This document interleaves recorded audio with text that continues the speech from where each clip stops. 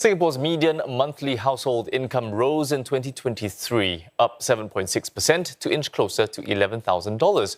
Real median household income, after adjusting for inflation, also up 2.8%. Now let's take a closer look at the household income data from the Singapore Department of Statistics. Now the red line shows the increase from $10,099 in 2022 to $10,869 last year. The median monthly household income per household member, represented by the blue line, also went up steadily from $3,287 to $3,500 for the same period. Now, from 2018 to 2023, this increased by 10.5%. Most families across different income groups saw their average household income go up for each member. However, earnings for those in the two highest income groups dropped between 0.2 and 1.9% last year. Workers on the other end of the spectrum also saw their incomes fall. Analysts say the drop could be due to business restructuring. In 2024, I believe that without the government transfer payment or taxes, those low-income families could probably still experience the decrease in their income. Because all the industries are trying to restructure, trying to operate efficiently.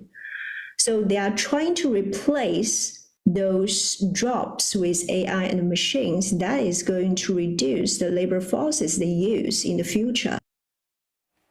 Household income inequality, or the Gini coefficient, fell for the third year in a row, and that's represented by the blue line. This does not include government transfers and taxes. The lower the Gini coefficient means less income inequality. The red line, which takes government support into account, shows the Gini coefficient dipping to 0.371 last year from 0.378 previously. The difference between the blue and red lines shows the impact of government support to redistribute wealth. This as more support was given to lower-income households to keep up with rising costs. I would anticipate that the government continue with its approach to support some of the lower-income households, and also to ensure that the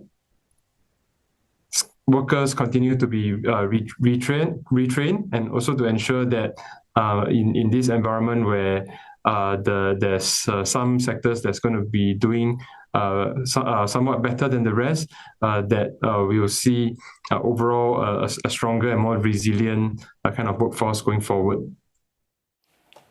For more analysis on what is happening on the ground, we're joined in the studios now by Sean Cheng. He is Assistant Director at Fei Yue Family Service Centre. He is also Centre Head of Fei Yue Family Service Centre at Choa Chu Kang.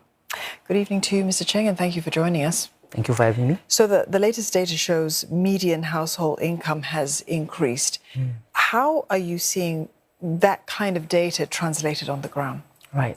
So one of the things I have to share is that I work in a family service center setting, and my colleagues and I basically serve clients who are of the lower income and vulnerable family groups. And so for many of these families, the households, where the individuals and families are, they actually may not experience the increase of the median household income that some of us do see. And how they cope with this is actually, in spite of the rising cost of living, to really, because of the resilience and the amount of effort they put in to increase their income by sheer hard work. And we're talking about clients who may be working in the gig economy, doing deliveries, or even driving a little bit more to earn more, or even digging in to reduce expenditure as well. Yeah, give us a sense of how your clients, have been coming to terms with inflation. I mean, inflation has been going on for a very long time. Yeah. And I think somebody in your position, you would meet residents who, you described a bit briefly just then. How real is it impacting them, really? I mean, even, when taking the government transfers into account. Right. I think that for some of the clients that we do work with, the government transfers do help.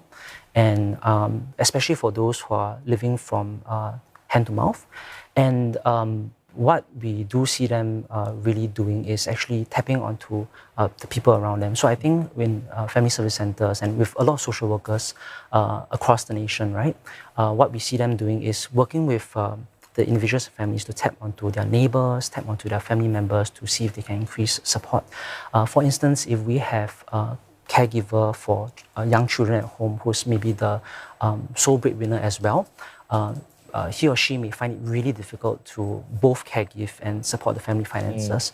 And sometimes with the help of a friendly neighbor who can just support the children over the working hours, that could just provide that little edge to increase the income for the family. But things are tough, and we do see that a lot of creativity is needed. And I think our very resilient and resourceful clients do make things happen, whether it's through their own hard work or through their friends and family members as well. And thankfully, we also do have community support and, of course, agencies like Fei Yue, where we provide a lot of services to support the various spectrum of needs on the ground. And of course, the government schemes did help as well. Right. So the clients that you're seeing at Fei Yue, they're doing what they can and trying all means to really make ends meet and to make it work. It's tough. It's a challenging environment to have to do that, especially when you're taking care of children as well. Let's talk a little bit about the impact that government schemes have had on the families that you see. And how are they, to what extent are they working? Right. I believe there are assurance packages and even the cost of living, packages that have come down, and they do provide short to medium term support to tide off some of the stresses faced with the increasing costs as well. But many a time, these packages are not standalone, and I think we do see a lot of support coming in from other areas, which of course can definitely be improved. So we have help from the community, be it donors, from individuals or even corporations as well, and even people just stepping forward.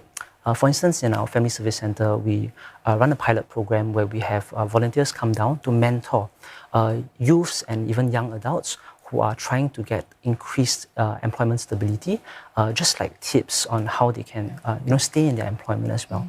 And then we find that this is a multi-pronged approach that we should all be taking in supporting those who might be trying their best already. Right, Mr. Cheng, thank you very much for coming in and sharing your evening with us. And we also want to thank you for the good work that you do in the community. We've been speaking there with Mr. Sean Cheng. He's the Assistant Director at Fei Yue Family Service Center.